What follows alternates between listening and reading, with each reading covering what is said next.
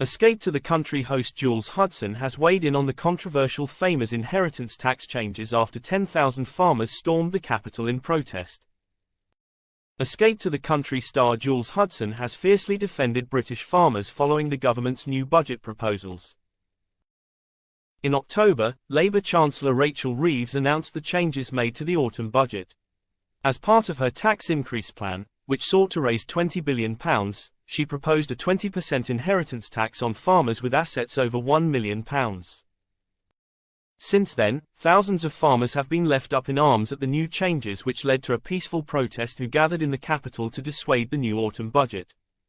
Now, the BBC presenter, 54, has stood up for farmers up and down the country in a new interview. On Thursday, November 28, the broadcaster appeared on the Cannon Hall Farm podcast by farmers Rob and Dave. Discussing the controversial topic, the dad of one explained that the inheritance tax will only harm British farming. He argued, "I just don't see how, from any angle, these proposals are supporting British farming. You know, numbers are being thrown about like, oh, we're investing in this, we're investing in that, that's not the point." The TV producer went on to urge politicians to have a discussion with farmers about how to support them in helping to grow the economy. He went on, "One of the things I would urge anyone in government to consider is that farmers are problem solvers. Farmers are talkers and there is a conversation to be had. Let's have that conversation and let's work out a solution."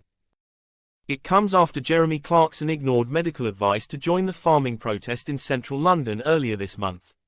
The former Top Gear host reportedly shrugged off doctors' orders to rally against the inheritance tax changes despite his recent heart attack. Before the event, Mr. Clarkson told The Sun he would head to London despite having letters from doctors telling me not to go on the march and saying I must avoid stress.